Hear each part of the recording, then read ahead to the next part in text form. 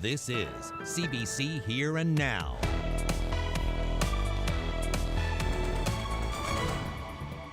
We'll have half the eligible population of Newfoundland and Labrador vaccinated with COVID-19 vaccines. A major milestone in the COVID-19 vaccine process. The province hits the first dose halfway mark. Some mild temperatures on the way as we head towards the weekend. At least part of the long weekend is going to feel like summer. St. John's Council wants to restrict the use of fireworks in the city. No, I'm not talking about the ones down here at Kitty Vitty, the ones in your backyard. I'm Jeremy Eaton. I'll have that story coming up on Here and Now. Good evening and welcome to Here and Now. I'm Anthony Germain. And I'm Carolyn Stokes. We begin with some good news on the COVID front. The number of active COVID cases dropped again today. There are 3 new cases, 2 in Eastern, 1 in Western, but with 8 new recoveries, we're down to 78 active cases. And restrictions are being loosened for one area of the province. Let's bring in Here and Now's Peter Cowan. So, Peter, where are we seeing those changes to restrictions? Well, Carolyn, a week ago, the southwest coast went into alert level 4, and now they're going to be returning to alert level 2, like the rest of the province. There has been a cluster of cases in the Caudroy Valley, but with lots of testing, health officials are now a lot less worried. Last week, Western Health conducted increased testing in the Caudroy Valley, Port aux Basques region, and have not identified any evidence of widespread community transmission in this area. After consultation with local public health, I am lifting the special measures orders applying to these communities, and the region will return to Alert Level 2, effective Thursday, May 20th at 12:01 a.m. Now turning to the east, and a case tied to Anthony Padden Elementary in Musgrave Town. There's some good news there as well. After a round of testing, they haven't found any additional cases. To date, that testing has all been negative. And so we haven't seen any transmission to date within the schools. Okay, Peter, so today this province is expecting to hit a milestone in vaccinations. 50% of eligible people are vaccinated. How significant is this? Well, right now the province is vaccinating 1% of the population every single day. So that's adding up fairly quickly. The pace of vaccinations over the last month and a half has really picked up. Let me just show you exactly how that looks. So it's taken us 5 months to get the first half of the province vaccinated. And the second half, well, the province says it'll only take about 6 weeks. It shows just how quickly things have ramped up, especially in the last month and a half. This week alone, the province is expecting 51,000 doses of vaccine to arrive. So that would be enough to jab 10% of the population. What does this mean for second doses? Well, Saskatchewan is saying everyone will be fully vaccinated by the end of July. The health minister isn't quite that optimistic. We have said that we anticipate having everybody who is eligible, who wishes to have a second dose by September. Discussions today, particularly hinging around vaccine delivery and supply, suggest that we could beat that target by some modest time, but I don't know that we'd make July at the moment. Now, the Premier and Health Minister did hint today at a reopening plan, a sort of roadmap for how we'd lift restrictions and when. For example, just today, Europe announced that tourists will be welcome as long as they're fully vaccinated. Andrew Furey is promising a different kind of summer. We just don't know exactly what it's going to look like yet. Carolyn? Thanks, Peter. That's Here and Now's Peter Cowan reporting live. Well, a committee focusing on tourism is hoping the province will open to tourists by Canada Day. The council appointed by the Premier released its final report today. It outlines 11 recommendations for helping the sector survive during the pandemic and ramp up again. The council recommends tourism be allowed as of July 1st, and it wants that advertised immediately so travelers in the industry can plan. In addition to the reopening of the Atlantic bubble, it recommends a staged approach beginning in June, such as letting in Canadians who have a single vaccine dose and a negative pre-departure test. Vaccinations are rolling out, not only here in our province, but across the country and around the world. And we're not saying fling open the international borders, we're only asking for the Canadian borders. And, you know, we're all getting vaccinated in Canada at the same rate, same percent per population. So, you know, basically, we think it will be safe for people to travel when vaccinated people are traveling to a vaccinated area. We're not saying forget all the other COVID protocols and public health, guidelines. We're not saying that at all. Now, the committee also recommends years of support for the airline industry and wants the province to offer incentives to Atlantic Canadians to encourage them to travel, such as offsetting some of their costs. The staycation and the population of Newfoundland and Labrador is just not enough to sustain our businesses. We really need that, that outside revenue coming in. Our businesses were built for that. We designed them to be that. We just don't have enough population. We do need that to happen. Now, the Premier says no decision has been made about summer tourism yet, but he hopes to release some details in the next few weeks. We said from the outset that we would make balanced recommendations based from guidance with public health and ensuring that we're not jeopardizing the future economy, the future tourism industry by acting too quickly. That said, as we've said on this panel many times, this summer will look very differently. As to what it will look like, we're still trying to sort that out over the next few days to weeks. And we'll hear more on this topic in 25 minutes when we speak with Jill Curran. She's the chair of the Premier's Advisory Council on Tourism. To the West Coast now, a Corner Brook baseball employee tested positive for COVID-19 yesterday. Some staff and executive members were exposed and are now self-isolating. It includes the president and his family, who were close contacts of the employee. Now, the person who contracted the virus was not in contact with players, and there doesn't appear to be any risk to the public. The baseball summer season started last weekend with many players registering at Jubilee Field. And as an extra precaution, baseball practices are canceled for now, with plans to restart them next week. Well, we want to be safe. I know anybody out there could be frightened of COVID, and I don't blame them. It's a scary situation, and we don't want family and kids having to make the decision whether to show up to baseball tonight or Saturday. Let's take that decision off their plate. We're going to shut down, reassess what's happened, and come back with a game plan next week so that we make sure everybody's safe and everybody can feel safe when they come to Jubilee Field.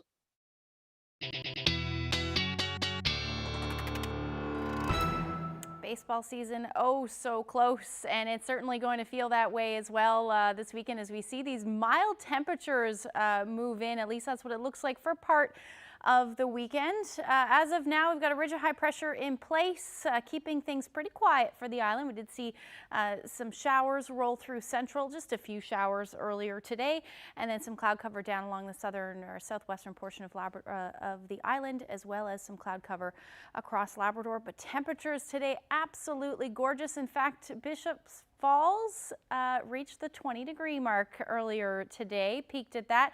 A number of areas seeing anywhere from 18 to 19 degrees, 9 degrees in Lab City right now. But if you take a look at this heat right now, all of this orange and yellow, that is headed your way as we head through the day tomorrow. That's going to bring in probably the first 20, even 20 plus degree temperatures for parts of Labrador and the island. We'll see that as we head through the weekend. I will get into all of the details coming up.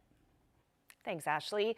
Well, Newfoundland and Labrador is sending support to Dryden, Ontario, where the region is battling forest fires.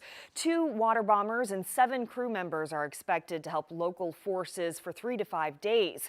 This after a call for help from the Canadian Interagency Forest Fire Centre.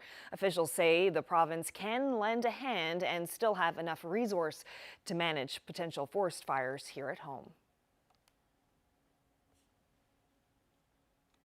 Well, with years of fielding complaints, the City of St. John's wants to snuff out fireworks. Council debated a new bylaw that would only allow backyard fireworks twice a year. And while all councillors feel action needs to be taken, not everyone is on board with this bylaw. Here now's Jeremy Eaton reports. Done safely, fireworks can add some extra joy to a special day, but they aren't for everyone. It's the stress on the pets that it causes, and it causes concerns for a lot of people, just the noise factor. will deal with the regulation of fireworks. Council's Committee of the Whole met to debate the explosive issue. Jamie Korab admits that he sets them off on New Year's, but when celebrations roll beyond that and into the early days of January, it can get annoying. This year, he's gotten so many complaints that something needed to change. To the people that this affects, it affects them greatly. The people that it don't affect, it's an inconvenience that you can't set fireworks on a random Tuesday. If the law passes, St. John's residents will only be allowed to fire them off on December 31st and July 1st. That's New Year's Eve and Canada Day, between the hours of 7:30 p.m. and 12:30 a.m.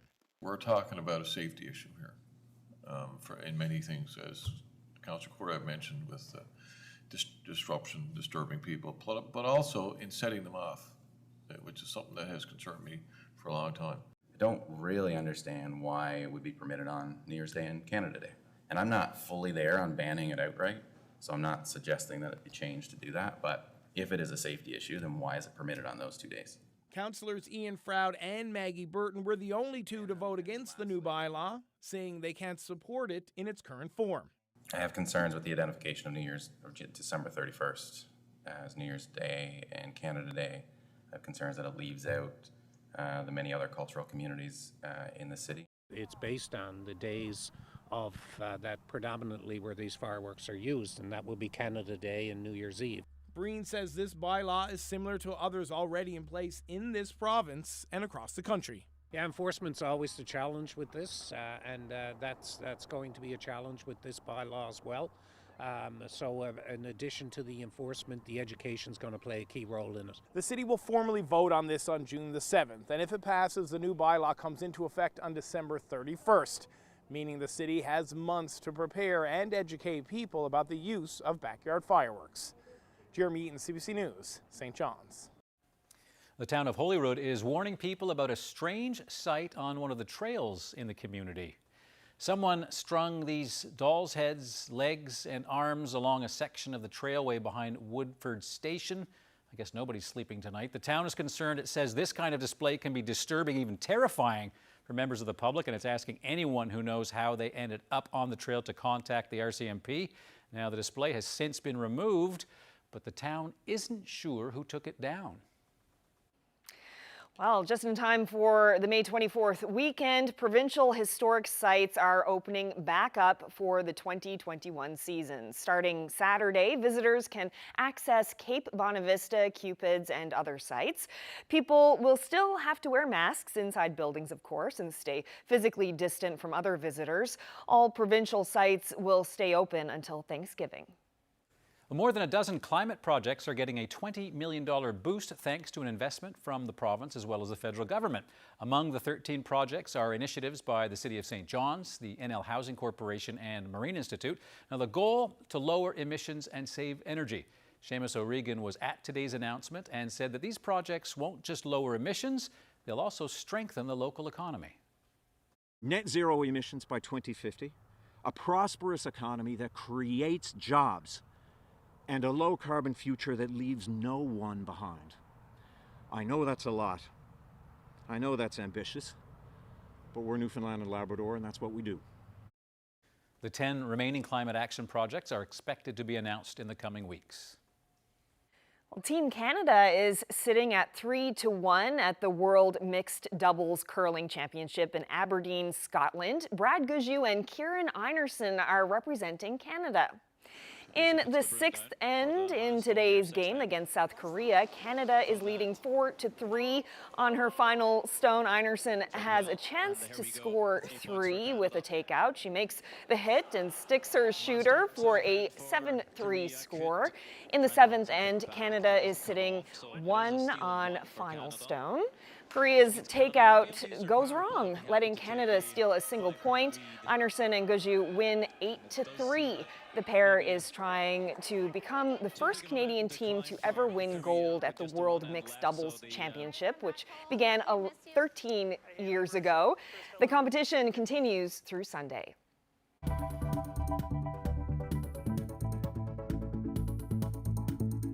Kathy Carroll is the first female president of Paddle NL, and maybe instead of a staycation this year, you're thinking of taking up sea kayaking? The do's and don'ts of a great sport coming up. What a great evening it looks like out there. Lots of sunshine. We've got lots of sunshine in the forecast for at least part of the long weekend, but I'll break down all of the details when I come back.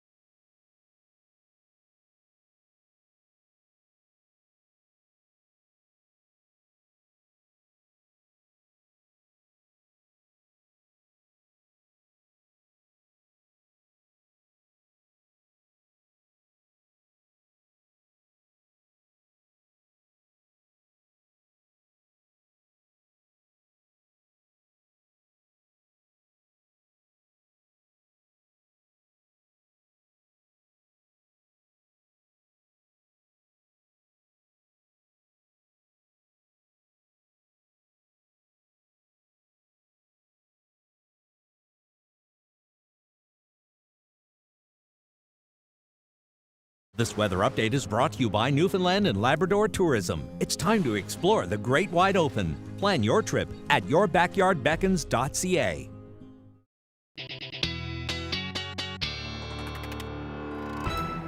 Just before the break, we saw a beautiful shot of St. John's Harbour. It looks like a gorgeous evening out there tonight. Lots of sunshine, and all of that haze seems to be gone now. Yeah, earlier this week we talked about that haze, and I told you it was from volcanic ash from a volcano that erupted in Iceland. Well, it turns out that the volcanic ash modelers from Environment Canada say that it was likely volcanic gases, not ash, since it wasn't that type of eruption. So how did it get here? Well, relatively small plumes like these generally scatter and spread out high up in the atmosphere, but with the cold ocean water, that stabilized the atmosphere, so they didn't scatter as much as they normally would. And then we saw northeasterly winds, which we talked about last week, and that brought the particles this way and led to those hazy skies you saw. So there you go. Nice hazy skies are now gone, and we're seeing some nice mild temperatures out there. 11 degrees in St. John's as the afternoon high today. Twillingate 15, number of areas reaching those double digits. Not so much along the south coast. You're in that onshore flow, so your temperature is a little bit cooler today. Reaching the double digits for Happy Valley, Goose Bay as well. Nain at 3 degrees and Lab City at 9 as your daytime high so far today. Those temperatures have dropped just a little bit. Still a beautiful evening for most areas. Deer Lake 19 degrees, Badger sitting at 18 right now as well. And that's a preview of what we're going to see over the next couple of days as we start to see some of that milder air move in. Taking a look at satellite radar, under a ridge of high pressure right now, not a whole lot happening weather-wise. We did see a few showers skirt through central areas today and a few for the northern peninsula as well. Other than that, not a whole lot on the go. You can see pretty much nothing but sunshine for the Avalon this evening. And as we head through the night tonight, the potential for showers for western portions of Labrador, that'll move through as we head into the overnight. Maybe a few showers for southeastern Labrador, and same thing for the northern peninsula. And then you'll note your clouds will increase for the south coast as well through the night, and you're going to see the potential for some showers as well as some fog patches as we head into the early morning hours, and we'll probably see some fog patches develop for the Avalon as well. There's those showers that will move in towards the early morning hours for the south coast. As far as temperatures go tonight, all of us will be above zero, anywhere from 2 to 5 degrees. Winds generally light or out of the southwest, 10 to 15 kilometers per hour. And then the strongest winds, 20 to 40 kilometers per hour, expected in Lab West tonight. Cartwright, you'll sit around around 1 degree rather, and your winds will be light as well. Taking a look at the future tracker for tomorrow, not a whole lot. Some cloud cover in the morning and a few showers possible for the south portion. But other than that, we should see some clearing skies into the afternoon. Winds will be generally light, and then we'll see showers roll through Labrador through the day. Northern portions will see that as well, but otherwise a mix of sun and cloud. As we head into the evening hours and then towards the morning, it looks like some cloud cover will develop. And again, that's because we're in that onshore flow, likely some fog patches for the south as well. Temperatures tomorrow look beautiful. 15 degrees for St. John's. Those southerly winds anywhere from 20 to 40 kilometers per hour. Going to keep that cloud cover in though for the south coast, and some drizzle or showers possible along with fog patches. Generally 10 to 12 degrees into the Burin Peninsula. 18 for Clarenville, 16 for Bonavista with plenty of sunshine. It will likely be a little bit cooler though towards the coast. And then beautiful 16 to 18 degrees through central, again along the south, keeping those temperatures and 9-10 degrees and a little bit more cloud cover. And then as we head towards the west coast and the interior, you're looking at 18 degrees. May see some areas that see a little bit warmer than that, but at this point, that's what it's looking like. Winds will be generally light, 10 to 15 kilometers per hour. And then again, that chance of a few showers for Port aux Basques. However, you should see some sunshine into the afternoon. For the northern peninsula, double-digit highs for you as well. Maybe some increasing cloud through the day, at least for the first half of the day, and then that should clear out into the afternoon and evening hours. Southwesterlies anywhere from 20 to 40 kilometers per hour.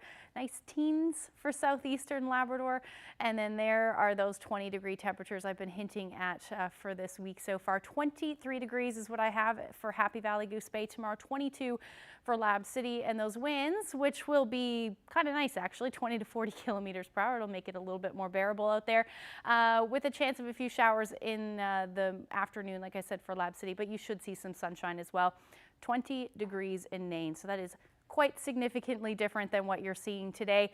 Now these temperatures are going to sink a little bit south for the weekend, but it does look like we're going to see a dramatic drop in temperatures Sunday into Monday with the risk of some wet snow in the forecast as well, but I will get into all of those details when I come back a little later. Absolutely beautiful day to be on the water if kayaking or paddling is your thing. And my next guest is the first female president of Paddle NL, and this is Kathy Carroll. Congratulations. Thank you.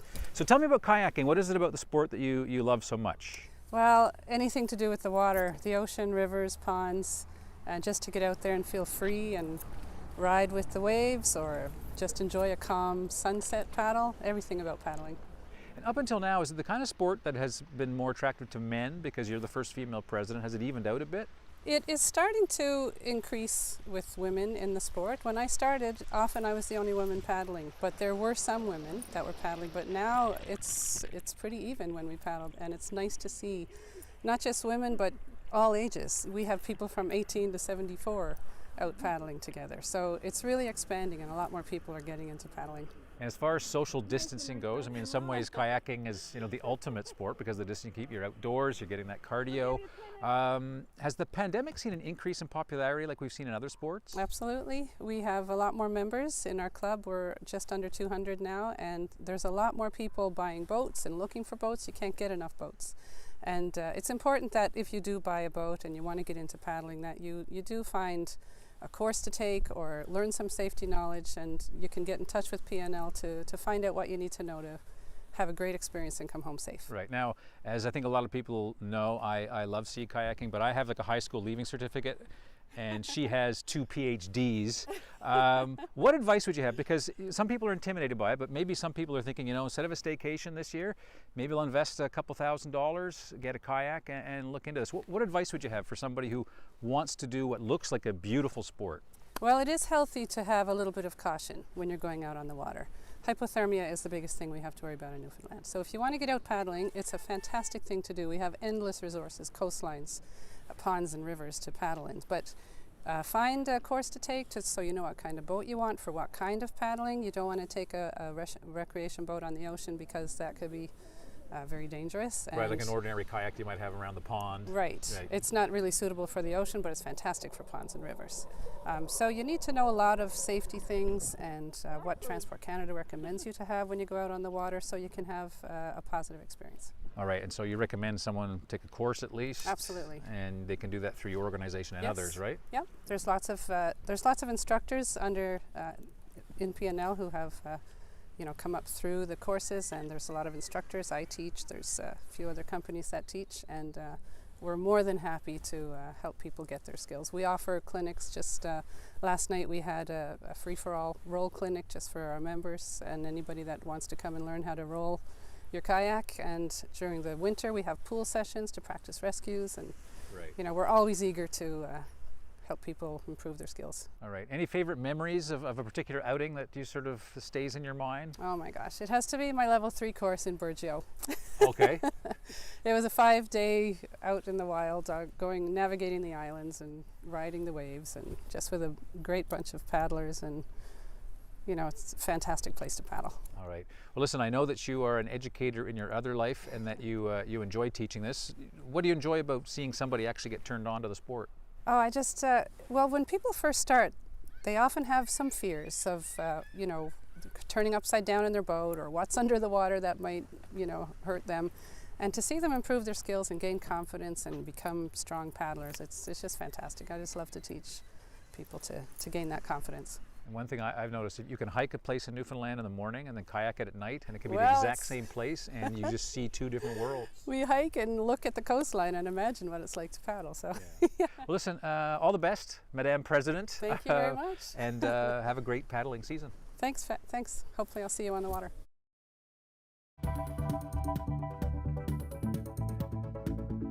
Opening to domestic Canadian travellers would be vital to our sector. Will the province welcome Canadian visitors to the province by July 1st? That's the plan members of the Premier's Tourism Advisory Council are pitching to government. We'll hear from the chair of the council coming up.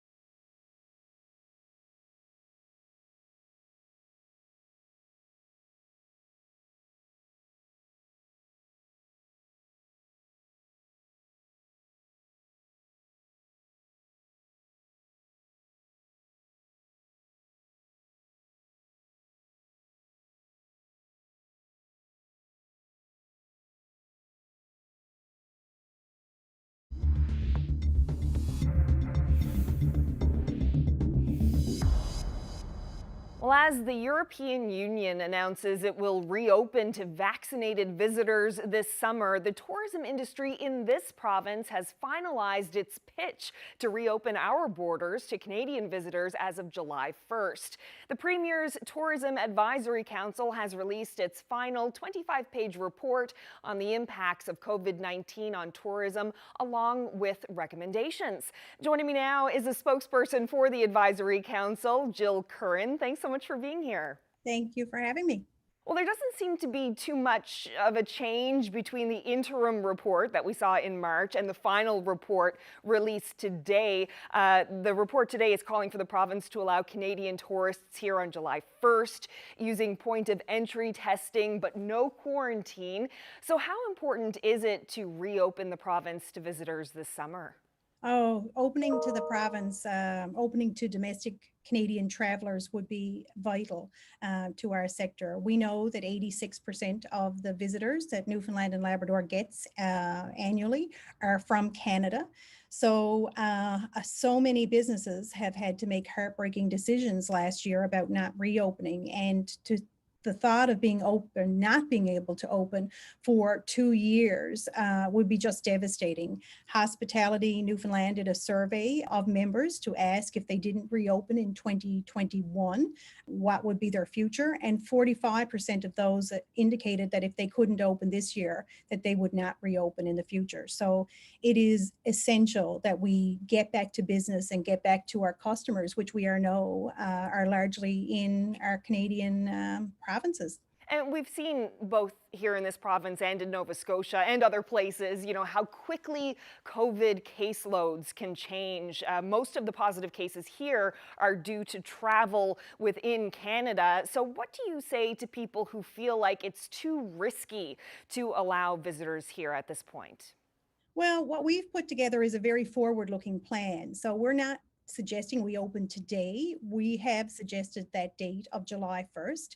We've come to that date by looking at both the province's immunization plan, looking at the modeling that's come out of public health nationally through Dr. Tam, that indicates that if 75% of our population has a single dose of vaccine and at least 10 to 20% have a second dose of vaccine, that we will look very, very different as a country. I mean, we are aware of what's happening in other places in the country, but as those lockdowns are in place and there's concerted efforts on vaccinations in those hotspots, we're seeing those numbers decline. So we are saying that it is going to be a lot different looking by the 1st of July. I mean, many politicians, the Prime Minister refers to it as the one-shot summer. We've talked about summer looking differently.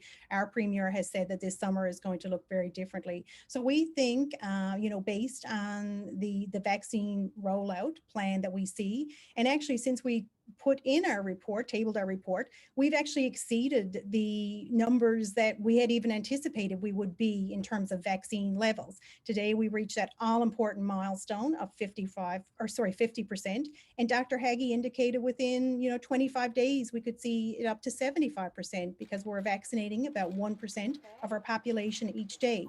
And it isn't, it's such a vital thing for each of us to do. I'm having my vaccine this evening and I couldn't be happier about it. We all have an important part to play in getting to those milestone vaccine levels. So I think, I think we're going to be in a much different place. And as I said, this is a very much forward-looking plan that says, let industry prepare and be ready for that day. And we are seeing images from major cities around the world that are in the process of reopening right now. Paris, New York, you can go see a Broadway show now in New York. Restrictions and lockdowns are being lifted. And I mentioned off the top, big news today that the European Union says it will soon welcome vaccinated visitors. So do you hope what's happening elsewhere will influence health officials here?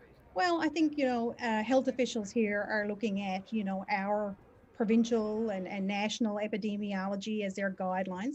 And we understand that, with the vaccine levels increasing, we are still going to see adherence to public health measures, mask wearing, frequent hand washing, social distancing. We as businesses are fully prepared to follow all the guidelines that public health addresses. So we do look and see what's happening in other parts of the world with great hope and optimism, because I think, we're all learning each day, more and more how to live with COVID-19, because as we know, this disease is going to be with us for a very, very long time. And we have to learn to have the measures in place to learn how to live with this new reality that we're faced with.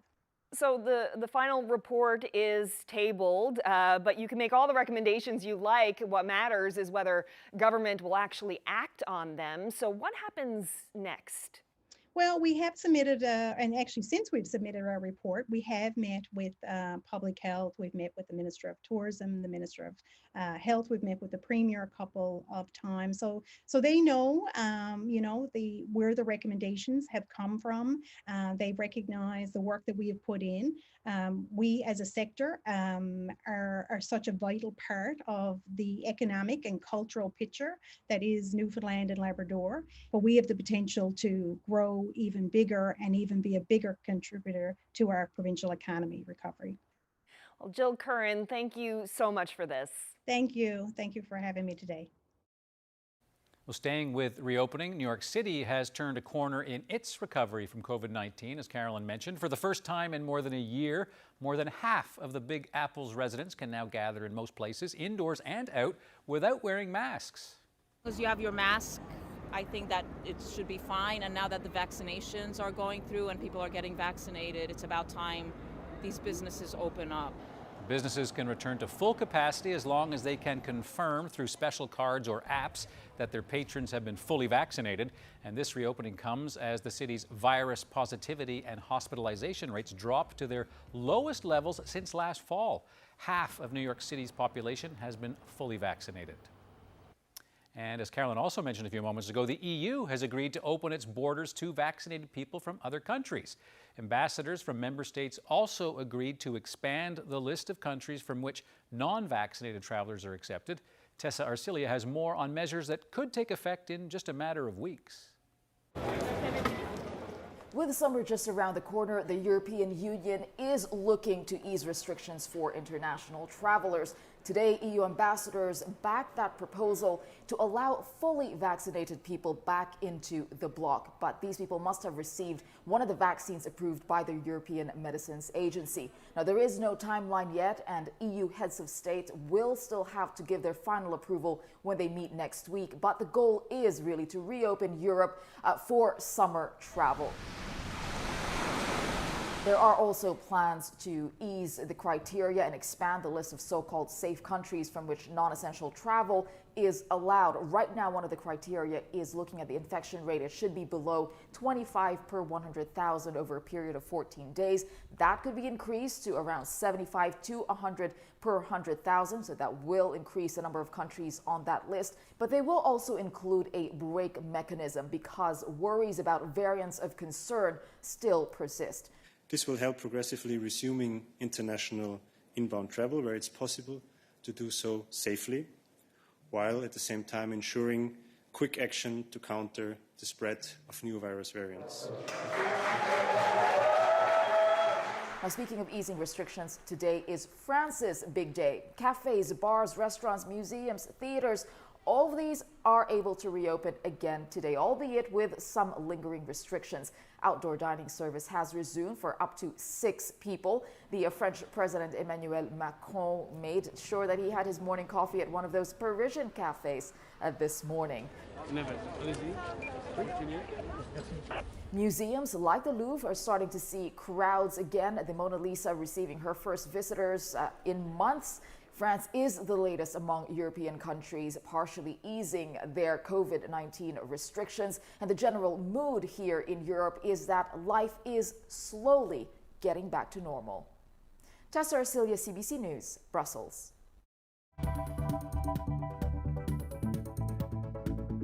Do you think there are so few Black people in the RNC? In the years to come, I think you will see like a big difference. I think that number will go for sure, for sure. The changing face of the force.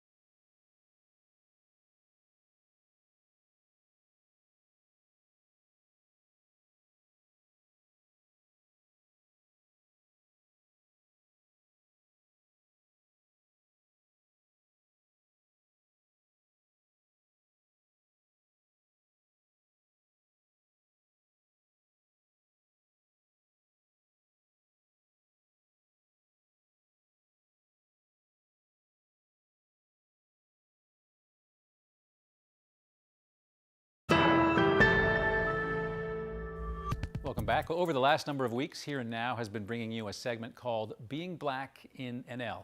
Ife Alaba is a Nigerian singer and university student, and she lives in St. John's. And tonight, she speaks with one of the first black police officers to join the RNC about his journey and his experiences on the force. Hello, I'm Ife Alaba, and this is Being Black in NL. Today we're going to talk to one of the first black RNC officers in the province. I was originally born and raised in Kingston, Jamaica. Moved here in summer of 2014. My mom actually moved here first, and then me and my brother, we followed. And we actually we visited her at first, and then we just never went back home. And so yeah, and then I started working at McDonald's. That was my first job here. I actually got a job as an information management technician at the Royal Newfoundland Constabulary. I actually applied to the recruiting program, and I was successful and accepted to be a part of the class. And then 6 months later, I graduated with 20 plus people to the RNC ranks. What made you decide to join the RNC? In Jamaica, actually, I always wanted, it was always a career that I would want to pursue. But in Jamaica, it's really different. It might be the same like your police in your town, but it's a lot of, you know, corruption. It's a lot of negative things. And when I received my first job with the RNC as an information management technician, I guess I learned more. I learned more about just not just being in the community and know, oh yeah, there's a police station down at 4,000 or whatever, but working at the RNC headquarters, I learned more about, you know, police and way of life, what they do, the connection that they have with the community, and just their purpose, their overall purpose. And I wanted to be a part of that. Why do you think there are so few Black people in the RNC? I think it's just the community and where we are in Canada, I guess. I know there's a lot of changes happening, and St. John's is definitely changing over the years. But I think in like years to come, I think you will see like a big difference. I think that number will go up for sure, for sure. What is your experience being a minority in the RNC? Regards to peers and co-workers, I wouldn't say there's any difficulties, or everyone end of the day, we're all one team and we're all out there serving the community. We all got that one purpose, and we all go to calls together. We all have each other back, no matter the skin color or whatever it is. So I wouldn't say there's any issues or difficulties being a member of the Royal Newfoundland Constabulary. I think we're all just one big team, and we just all got that same purpose to serve, and we just do it day by day. With regards to the community and people that you face, yes, there is, you know, I've been to calls where, you know, someone might have said the word, or you deal with certain people that, you know, and they outright say it, oh, because I'm dealing with you this type of way because of your skin color, you know. But like that part of it doesn't get to me or bother me, because like I said, I got co-workers that actually stand up for me, and I've been to calls where I've like with members that, you know, I've witnessed same, and they themselves got really angry like over the situation, you know. So you got people like that around you who support you and keep you going, then you like the people outside is the least of your worries. How do you feel like your experience has been being posted in Labrador? How has that been so far? For someone coming from Jamaica to St. John's, you don't know what to expect in Labrador. But to be honest with you, so far it's been a great journey, been a great learning experience. It's not the same in St. John's, like call for service. St. John's more busier. It's great overall. Community here too. A lot of people love and respect police, and you get into outdoor activities, and it's just been a great time here so far, to be honest. I know I'm looking forward to what the summer will be like. Yeah, I think it's gonna be great as well. It's different, but I think it's good. I like it. That's all the time we have for today. Thank you so much for watching, and watch out for more Being Black in NL.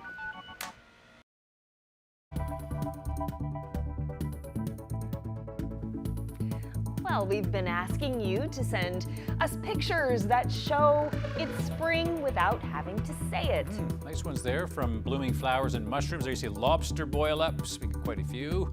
Quite the range. And at the end of the week, we're going to choose 3 people at random, and they're going to win a CBC prize pack. Now that's a Here and Now apron and a toque in that prize pack for barbecuing, of course. Thanks for sending us all those photos. Keep them coming. You still have a bit of time to enter. Nice flowers. Beautiful.